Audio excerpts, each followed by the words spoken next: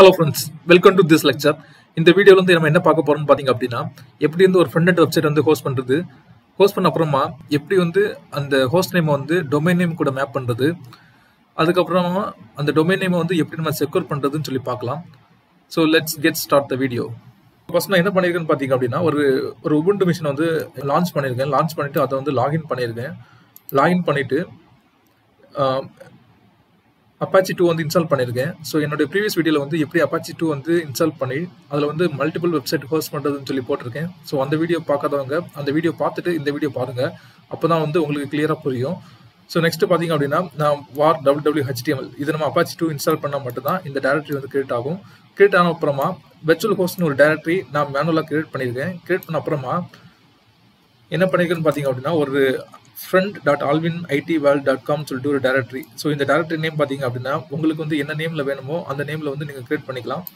Create பண்ணிவிட்டு நான் டேரக்டாக அந்த வெப்சைட் உள்ளாடி போகிறேன். ஸோ அந்த டேரக்டரி உள்ளாடி போகிறேன். ஸோ இந்த டேரக்டரி உள்ளாடி பார்த்தீங்க அப்படின்னா இதில் வந்து நிறைய கண்டென்ட் இருக்குது. ஸோ இந்த கண்டென்ட்லாம் நான் எங்கேருந்து டவுன்லோட் பண்ணியிருக்கேன்னு பார்த்தீங்க அப்படின்னா ஆக்சுவலாக இந்த பூட்ஸ்ட்ராப் டெம்ப்ளேட்னு ஒரு வெப்சைட் இருக்குது. ஸோ இந்த வெப்சைட்டில் பார்த்தீங்க அப்படின்னா டெமோ வந்து நமக்கு ஃப்ரீயாக கொடுப்பாங்க.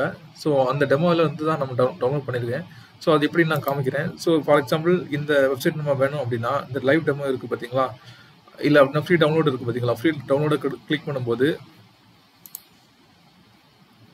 ஸோ உங்களுக்கு இந்த மாதிரி காமிக்கும். இதில் வந்து ஃப்ரீ டவுன்லோட் கொடுத்தீங்க அப்படின்னா டவுன்லோட் பண்ணுறதுக்கு நம்ம லோக்கல் சிஸ்டமில் காமிக்கும். ஆனால் நான் வந்து என்ன பண்ணுறேன்னா இதை டேரெக்டாகவே நம்ம லைனக்ஸ் மிஷினுக்கு வந்து டவுன்லோட் பண்ணுறேன். ஸோ அதனால் என்ன பண்ணுறேன்னா இதை கிளிக் ஹியர்னு இருக்குது பார்த்தீங்களா, அதில் இருந்துட்டு காப்பி லிங்க் அட்ரஸை கொடுக்குறேன். காப்பி லிங்க் அட்ரஸ் கொடுத்துட்டு நம்மளுடைய மெஷின் போயிட்டு அதில் வந்து எங்கே நம்ம பேஸ்ட் பண்ணணுமோ அங்கே அந்த லொக்கேஷன் போயிட்டு wget கொடுத்துட்டு அந்த லொக்கேஷன் கொடுத்துட்டோம் அப்படின்னா அந்த ஜிப் ஃபைல் வந்து நம்மளுடைய இதில் வந்து லோக்கலில் வந்து டவுன்லோட் ஆயிரும். ஸோ உபுண்டு மிஷினில் வந்து பை டிஃபால்ட்டாக ஜிப் வந்து அன்சிப் பண்ண முடியாது. ஸோ அதுக்கு என்ன பண்ணணும்னா நம்ம ஜிப்பை வந்து இன்ஸ்டால் பண்ணோம். ஸோ அதுக்கு வந்து apt get install zipன்னு கொடுத்து டைப் பண்ணிங்க அப்படின்னா இந்த ஜிப் வந்து நம்ம பேக்கேஜ் இன்ஸ்டால் பண்ண முடியும். ஸோ பண்ணதுக்கு அப்புறமா அன்சிப் இந்த பேக்கேஜ் நேம் கொடுத்தீங்க அப்படின்னா இந்த பேக்கேஜ் வந்து அன்சிப் பண்ண முடியும். ஸோ நம்ம டவுன்லோட் பண்ண பேக்கேஜ் பார்த்தீங்க அப்படின்னா gp.zip. இது அன்சிப் பண்ணிங்க அப்படின்னா இந்த மாதிரி நிறைய பேக்கேஜஸ் வரும். அந்த பேக்கேஜஸை எடுத்துட்டு மூவ் பண்ணி உங்களுக்கு எந்த ஹோம் டைரக்டரியில் போடணுமோ அந்த ஹோம் டைரக்டரியில் போட்டுடலாம். ஏன்னா இந்த ஜிப்பை வந்து அன்சிப் பண்ணும்போது ஜிபின்னு ஒரு டைரக்டரி கிரியேட் ஆகும். அந்த ஜிபி டைரக்டரிக்கு முன்னாடி தான் இண்டெக்ஸட் HTML அதில் உண்டான இமேஜஸ் CSS ஃபைல் எல்லாமே வந்து அதுக்கு ஜிபி டைரக்டரி உள்ளாடி தான் இருக்கும். ஸோ அதனால் ஜிபி டைரக்டரிக்குள்ளே இருக்கிற கண்டென்ட்டை எல்லாமே மூவ் பண்ணி உங்களுடைய நீங்கள் இதே மாதிரி ஒரு டைரக்டரி கிரியேட் பண்ணியிருப்பீங்க பார்த்தீங்களா, ஹோம் டைரக்டரி. ஸோ அந்த இதில் வந்து நீங்கள் வந்து ப்ளேஸ் பண்ணணும். ப்ளேஸ் பண்ணதுக்கு அப்புறமா என்ன பண்ணணும்னு பார்த்தீங்க அப்படின்னா /etc/apache2 சைட் அவைலபிள்னு ஒரு டைரக்டரி இருக்கும். ஸோ அந்த டைரக்டரியில் போயிட்டு இப்போ HTML CSS மட்டும்தான் இருக்குது அப்படின்னா நீங்கள் டிஃபால்ட் கான்ஃபிகரேஷன் ஃபைலில் நீங்கள் எடுத்துக்கலாம். இது வந்து HTML ஃபைல் தவிர வேறு ஏதாவது உங்களுக்கு எக்ஸ்டென்ஷனில் வந்து ஆட் பண்ணோம் அப்படின்னா அந்த கான்ஃபிகரேஷன் ஃபைலில் வந்து கொஞ்சம் லைன்ஸ் எக்ஸ்ட்ரா ஆட் பண்ணுற மாதிரி இருக்கும். ஸோ இப்போதைக்கு நான் HTML ஃபைல் மட்டும்தான் HTML CSS மட்டும் தான் யூஸ் பண்ண போகிறேன். ஸோ வந்து இந்த டிஃபால்ட் கான்ஃபிகரேஷனை தான் வந்து என்ன பண்ணியிருக்கேன்னா காப்பி பண்ணிவிட்டு 003 alvinitworld.com சொல்லிட்டு நான் ப்ளேஸ் பண்ணியிருக்கேன். ஸோ அதை ஓப்பன் பண்ணுறேன். ஸோ இதில் ப்ளேஸ் பண்ணி பார்த்தோம் அப்படின்னா இல்லை சர்வர் நேம் ஒரு ஆப்ஷன் இருக்கும். ஸோ சர்வர் நேமில் வந்து கண்டிப்பாக உங்களோட டொமைன் நேம் தான் இதில் கொடுக்கணும். அதாவது உங்களுடைய டொமைன் நேம் வந்து கொடுத்தா மட்டும்தான் நம்ம ப்ரௌசர் வழியாக இந்த நேம் கொடுக்கும்போது நம்மளோட வெப்சைட் வந்து ஆக்சஸ் பண்ண முடியும். ஸோ இதுக்கு நம்ம என்ன பண்ணணும்னு பார்த்தீங்க அப்படின்னா நான் வந்து alvinitworld.com சொல்லிட்டு ஒரு டொமைன் நேம் வந்து GoDaddyலேருந்து வாங்கி வச்சுருக்கேன். அதிலிருந்து friend1 சொல்லிட்டு ஒரு சப்டொமைன் கிரியேட் பண்ணியிருக்கேன். அது எப்படி கிரியேட் பண்ணுறதுன்னு நான் காமிக்கிறேன். ஸோ நெக்ஸ்ட் வந்து இம்பார்ட்டன்ட் திங் பார்த்தீங்க அப்படின்னா டாக்குமெண்ட் ரூட். ஸோ டாக்குமெண்ட் ரூட்னா என்னன்னு பார்த்தீங்க அப்படின்னா நம்ம வந்து www.html வந்து ஒரு ஹோம் பாத் கிரியேட் பண்ணணும்னு சொன்னோம் பார்த்தீங்களா, அந்த பாத் தான் இங்கே நான் கொடுத்துருக்கேன். ஸோ இது வந்து கரெக்டாக கொடுத்தா மட்டும்தான் நம்மளுடைய வெப்சைட் ஒர்க் ஆகும். ஸோ நெக்ஸ்ட் பார்த்தீங்க அப்படின்னா எரர் லாக். ஸோ எரர் லாகில் வந்து பை டிஃபால்ட்டாக வந்து error.logன்னு சொல்லிட்டு ஒரு ஃபைல் வந்து டிஃபால்ட் கான்ஃபிகரேஷன் கிரியேட் பண்ணி வச்சுருக்கோம். ஸோ நீங்கள் சேம் நேம் கொடுத்தீங்க அப்படின்னா சில டைமில் வந்து அப்பாச்சி வந்து ஃபெயில் ஆக வாய்ப்பு இருக்குது. ஸோ அதை அவாய்ட் பண்ணுறதுக்கு வேண்டி நானே வந்து மேனுவலாக இந்த லைனை வந்து ஆட் பண்ணியிருக்கேன். ஸோ அதே மாதிரி நீங்களும் வந்து வேணும் ஆட் பண்ணிடுங்க. இந்த லைன்ஸ் வந்து நீங்கள் வந்து ஆட் பண்ண தேவையில்லை இப்போதைக்கு. அது எப்படி வரும் ஆட்டோமேட்டிக்காக வரும் கிரியேட் பண்ணுறதுன்னு சொல்லி காமிக்கிறேன். இது வரைக்கும் உள்ள சேஞ்சஸ் நீங்கள் பண்ணிட்டு என்ன பண்ணலான்னு பார்த்தீங்க அப்படின்னா, அப்பாச்சி 2 எனேபிள் சைட் கொடுத்துட்டு நீங்கள் கிரியேட் பண்ணிங்க பார்த்தீங்களா ஃபைல். இந்த ஃபைலை வந்து நீங்கள் இப்படி கொடுத்து என்டர் பண்ணீங்க அப்படின்னா, இது வந்து சைட் எனேபிள்னு ஒரு ஃபைல் இருக்குது ஆக்சுவலாக. Apache 2 side enable. ஸோ இதில் வந்து பார்த்தீங்கன்னா இந்த 003 ஆல்வின் செல்வா ஐடி வேர்ல்ட் இதில் பார்த்தீங்கன்னா தெரியும் itworld.com இருக்குது பார்த்தீங்களா. ஸோ இது வந்து கிரியேட் ஆகும். இது எப்போனா இந்த அப்பாச்சி 2 எனேபிள் சைட்னு கொடுத்துட்டு நம்முடைய கிரியேட் பண்ண அந்த சைட் நேம் அவைலபிளில் வந்து ஒரு ஃபைல் கிரியேட் பண்ணோம் பார்த்தீங்களா. ஸோ அந்த ஃபைல் நேம் கொடுத்தோம் அப்படின்னா அந்த ஃபைல் வந்து எனேபிள் சைட்டில் வந்து லிங்க் ஆகும். லிங்க் ஆன அப்புறமா இது வந்து பை டிஃபால்ட்டாக சட்போர்ட்னு சொல்லிட்டு ஒரு டூல் இருக்குது. அந்த டூல் தான் வந்து இந்த SSL கான்ஃபிகரேஷன் வந்து கிரியேட் பண்ணியிருக்கு. அது எப்படி நான் காமிக்கிறேன். ஸோ இது வரைக்கும் நீங்கள் பண்ணிட்டு அப்பாச்சி 2 வந்து ரீசெட் பண்ணீங்க அப்படின்னா நீங்கள் ப்ரௌசரில் போயிட்டு உங்களுடைய இப்போ நான் எக்ஸாம்பிள் சொல்கிறேன். நான் வந்து front-end1 alvin itworld.com சொல்லி கொடுத்துருக்கேன். ஸோ இப்படி டைப் பண்ணும்போது உங்களுக்கு வந்து ஆக்சுவலாக நான் செக்யூர் பண்ணிட்டேன். செக்யூர் பண்ணுறதுக்கு முன்னாடி இந்த மாதிரி வந்திருக்கும். ஆக்சுவலாக HTTP front-end1 alvinselva.com சொல்லி வந்திருக்கோம். ஸோ இங்கே பார்த்தீங்கன்னா தெரியும் நாட் செக்யூர். ஏன்னா நம்ம வந்து இனிமேல் செக்யூர் பண்ணல. ஸோ நார்மலாக ஒரு வெப்சைட் ஹோஸ்ட் பண்ணிட்டு செக் பண்ணி பார்க்கும்போது நாட் செக்யூர் தான் வரும். அதுவும் வந்து இப்போ நீங்கள் டொமைன் நேமில் மேப் பண்ணல அப்படின்னா இது வராது. ஸோ இது எப்படி டொமைன் நேமில் மேப் பண்ணுறதுன்னு காமிக்கிறேன்.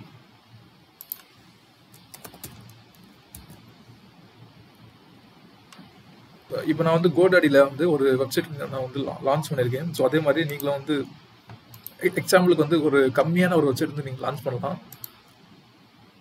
ஸோ நான் எக்ஸாம்பிள் சொல்கிறேன். இப்போ உங்கள் நேம் ஆல்வின் அப்படின்னா நீங்கள் வந்து சும்மா ஏதாவது ஒரு ஆல்வின் உங்கள் அப்பா நேம் கொடுத்து சும்மா பார்த்தீங்க அப்படின்னா ரொம்ப ரேட்டு கம்மியாகவே நமக்கு கிடைக்கும் டொமைன் நேம்.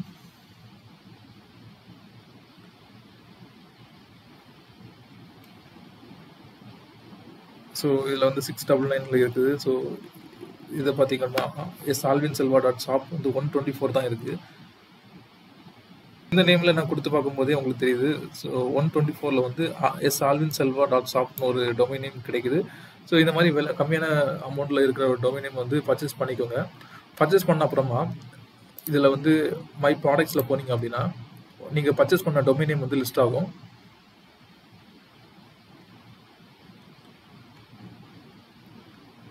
ஸோ இதில் பார்த்தீங்க அப்படின்னா இப்போ நான் வந்து பர்ச்சேஸ் alvinitworld.com சொல்லிட்டு ஒன்று பர்ச்சேஸ் பண்ணியிருக்கேன். ஸோ இதில் வந்து DNS மேனேஜ்மெண்ட் இருக்கும். நான் அதில் DNS கிளிக் பண்ணுறேன்.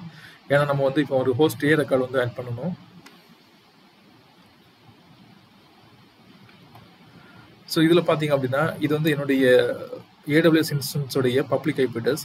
ஸோ பப்ளிக் IP அட்ரஸ் நான் எப்படி ஆட் பண்ணியிருக்கேன்னு பார்த்தீங்க அப்படின்னா ஆட் நியூ ரெக்கார்டுன்னு சொல்லி கொடுத்தேன். ஆட் நியூ ரெக்கார்டு கொடுக்கும்போது இல்லை ஹோஸ்ட் இதை டைப் கேட்கும். டைப் வந்து A ரெக்கார்ட். ஸோ நேம் பார்த்தீங்க அப்படின்னா @ கொடுத்துருக்கேன். நெக்ஸ்ட் வேல்யூ வந்து நம்மளுடைய பப்ளிக் IP அட்ரஸ் கொடுத்துட்டு சேவ் கொடுத்தேன். சேவ் கொடுக்கும்போது இந்த மாதிரி ஸோ இதே மாதிரி கிரியேட் ஆகும். A@ நம்மளுடைய பப்ளிக் IP அட்ரஸ் இல்லை 600 செகண்ட்ஸ் சொல்லிட்டு கிரியேட் ஆகும். ஸோ நெக்ஸ்ட் வந்து இப்போ நம்ம வந்து நம்முடைய சர்வரை வந்து டொமைனில் வந்து மேப் பண்ணிட்டோம். ஸோ நெக்ஸ்ட் என்ன பண்ணணும்னு பார்த்தீங்க அப்படின்னா இப்போ நான் வந்து front-end1 கொடுத்துருக்கேன். ஸோ நம்மளுடைய டொமைன் நேம் பார்த்தீங்க அப்படின்னா alvinitworld.com தான் டொமைன் நேம். front-end1 சொல்லிட்டு ஒரு சப்டொமைன் கொடுத்ததுனால ஸோ இது வந்து C நேமை வந்து நம்ம இதில் ஆட் பண்ணோம். ஸோ C நேம் ஆட் பண்ணுறது எப்படின்னா ஆட் நியூ ரெக்கார்ட் கொடுத்துட்டு இதில் டைப்பில் வந்து C நேம் கொடுத்துட்டு நேம் பார்த்தீங்க அப்படின்னா நம்முடைய என்ன நேம் இப்போ front-end1 சப்டொமைனாக கொடுக்குறதுனால சப்டொமைன் வந்து front-end1 சொல்லி நான் கொடுத்துருக்கேன். இதே மாதிரி உங்களுக்கு என்ன சப் டொமைன் நேம் வந்து இதில் நீங்கள் கொடுத்துட்டு இதில் அந்த ஆக்சுவல் டொமைன் நேம் வந்து என்னுடைய itworld.com இதுதான் வந்து என்னுடைய ஆக்சுவல் டொமைன் நேம். ஸோ இதை நான் கொடுத்துட்டு சேவ் கொடுத்த அப்புறமா இதில் C நேமில் பார்த்தீங்க அப்படின்னா front-end1 alvinitworld.com சொல்லிட்டு வந்துடும். ஸோ இது வந்ததுக்கு அப்புறமா நம்ம வந்து ஒரு 30 மினிட்ஸ் வந்து வெயிட் பண்ணுற மாதிரி இருக்கும்னா நீங்கள் சர்வர் லாகின் பண்ணிவிட்டு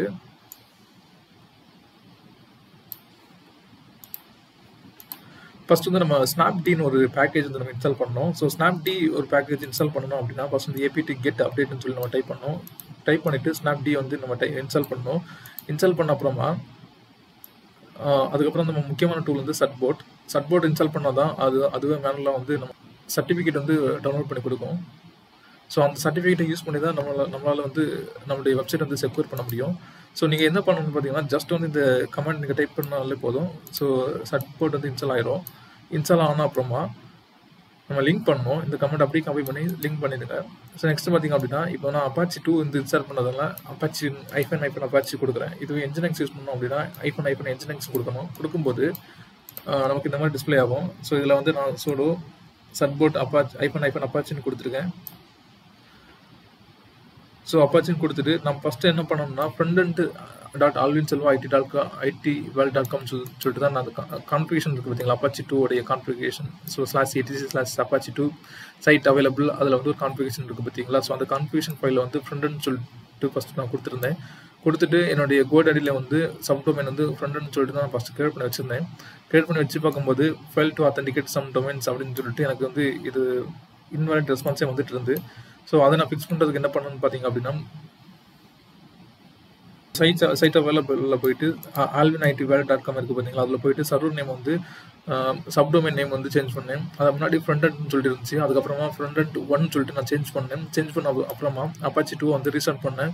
ரீஸ்டார்ட் பண்ணிவிட்டு GoDaddy போனேன். GoDaddyயில் போயிட்டு அதில் வந்து சி நேம் ஆட் பண்ணியிருந்தோம் பார்த்தீங்களா, அந்த சி நேமோடைய நேம் வந்து ஃப்ரண்ட் 1 சொல்லிட்டு மாற்றினேன். மாற்றிட்டு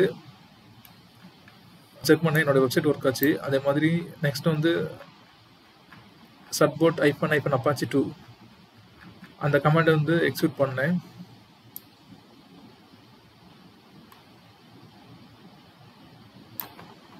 ஸோ இதில் பார்த்தீங்கன்னா தெரியும் சப்போர்ட் -apache 2 அது எக்ஸிக்யூட் பண்ணேன்.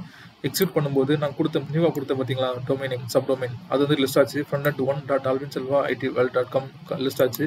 அதுக்கப்புறம் வந்து இதில் 1 கொடுத்தேன். ஏன்னா இது வந்து ஃபர்ஸ்ட் டொமைன் தான் வந்து frontend1.alvinitworld.com இது வந்து இங்கே நான் கொடுத்தேன். ஸோ நெக்ஸ்ட் பார்த்தீங்க அப்படின்னா 2 நேமும் வந்து எங்கேருந்து லிஸ்ட் ஆகிடுதுன்னு பார்த்தீங்க அப்படின்னா, நம்ம சைட்ஸ் அவைலபிளில் இதுக்கு முன்னாடி வீடியோவில் வந்து ஃப்ரண்ட் எண்டுக்குன்னு சொல்லிட்டு ஒரு கான்ஃபிகரேஷன் கிரியேட் பண்ணேன். அதுக்கப்புறம் பேக் எண்டுக்குன்னு சொல்லிட்டு ஒரு கான்ஃபிகரேஷன் கிரியேட் பண்ணேன். ஸோ அந்த ஃப்ரண்ட் எண்டுக்குள்ள கான்ஃபிகரேஷனில் ஒரு சர்வர் நேம் இருந்துச்சு பார்த்தீங்களா, அந்த சர்வர் நேமில் வந்து frontend.alvinselva.com கொடுத்துருந்தேன். அதனால தான் இங்கே லிஸ்ட் ஆகுது. அதே மாதிரி அப்பாச்சியில் வந்து கான்ஃபிகரேஷனில் வந்து பேக் எண்டுக்கு வந்து ஒரு கான்ஃபிகரேஷன் கிரியேட் பண்ணோம். ஸோ அந்த பேக் எண்ட் கான்ஃபிகரேஷனுக்கு வந்து சர்வர் நேம் வந்து backend.alvinselva.com சொல்லி கொடுத்தோம். ஸோ அந்த சர்வர் நேம் தான் இங்கே லிஸ்ட் ஆகுது.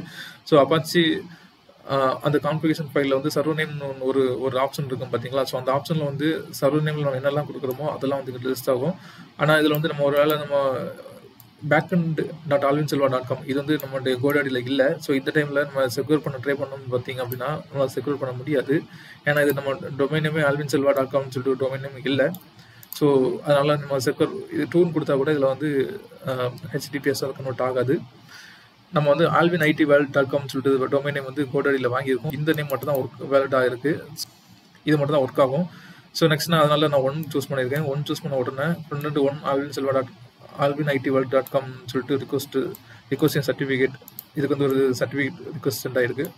சென்ட் ஆன அப்புறமா fullchain.com privatekey.com சொல்லிட்டு ரெண்டு சர்டிஃபிகேட் டவுன்லோட் ஆயிருக்கு. ஸோ fullchain.com இது வந்து ஒரு சர்டிஃபிகேட்.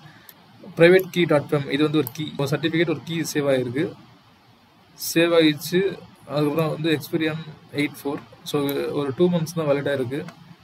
So 3 months. இது முன்னாடி பார்த்தீங்க அப்படின்னா 1 year கொடுத்துட்டு இருந்தாங்க. இப்போ வந்து இந்த சர்டிஃபிகேட் வந்து 3 months தான் கொடுக்குறாங்க. இதில் வந்து மெயினாக பார்த்தீங்கன்னா congratulations, you have successfully enabled HTTPS on frontend1 alvinitworld.com. So இந்த மெசேஜ் வந்து கண்டிப்பாக வரணும். வந்துன்னா மட்டும்தான் நம்முடைய வெப்சைட் வந்து செக்யூர் ஆகிருக்குன்னு அர்த்தம். நீங்கள் இப்போ இந்த யூஆர்எல்ல கிளிக் பண்ணி பார்த்தீங்க அப்படின்னா உங்களுக்கு வந்து செக்யூரான வெப்சைட் வந்து இங்கே லிஸ்ட் ஆகும். ஸோ இந்த மாதிரி இதில் இப்போ பார்த்தீங்கன்னா தெரியும் செக்யூரான மாதிரி காமிக்குது பார்த்தீங்களா, கனெக்ஷன் இஸ் செக்யூர். அது கிளிக் பண்ணி பார்த்தீங்கன்னா certificate is valid. So certificate valid பார்த்தீங்க அப்படின்னா எது வரைக்கும் எக்ஸ்பைரில் இருக்குன்னு பார்த்தீங்கன்னா August 4 வரைக்கும் தான் இருக்குது. என்னைக்கு இஷ்யூ பண்ணியிருக்கோம்னா இன்றைக்கி தான் இஷ்யூ பண்ணியிருக்கோம், May 6. இல்லை ரூட் X1 சொல்லிட்டு ஒன்று கிரியேட் ஆயிருக்கு. அது கீழே R3, அது கீழே தான் frontend1 சொல்லிட்டு கிரியேட் ஆயிருக்கு. ஸோ இந்த ரூட் X1 உடைய வேலிட் டேட் எது வரைக்கும் இருக்குன்னு சொல்லி செக் பண்ணி பார்க்கலாம். ஸோ டேட் பார்த்தீங்க அப்படின்னா 35 வரைக்கும் இது வந்து வேலிட் ஆயிருக்கு. 2035 வரைக்கும் இந்த ரூட் X1. R3 உடைய வேலிட் டேட் செக் பண்ணி பார்க்கலாம். இது வந்து 25 வரைக்கும் இருக்குது. ஸோ நெக்ஸ்ட் வந்து ஃப்ரண்ட் அண்ட். இந்த ஃப்ரண்ட் அண்டுடைய இது மட்டும் 3 months கம்ப்ளீட் ஆகுது. ஸோ இதில் இது பார்த்தீங்க அப்படின்னா ஆகஸ்ட் 4 கம்ப்ளீட் ஆகுது. ஸோ 3 months வந்து இந்த ஃப்ரண்ட் அண்ட் 1க்கு மட்டும்தான் 3 months வந்து எக்ஸ்பைரி ஆகுது. மற்றதெல்லாம் வந்து டைம் இருக்குது. இந்த வீடியோவில் வந்து எப்படி வந்து ஒரு ஃப்ரண்ட் அண்ட் வெப்சைட் வந்து ஹோஸ்ட் பண்ணுறது, ஹோஸ்ட் பண்ண அப்புறமா எப்படி நம்ம டொமைன் நேமில் வந்து அந்த ஃப்ரண்ட் அண்டுடைய சர்வர் நேம் வந்து ஆட் பண்ணுறது, ஆட் பண்ண அப்புறமா அது எப்படி நம்ம செக்யூர் பண்ணுறது, செக்யூர் பண்ணுறதுக்கு என்ன மாதிரி கமெண்ட்ஸ்லாம் யூஸ் பண்ணுறதுன்னு சொல்லி பார்த்தோம்.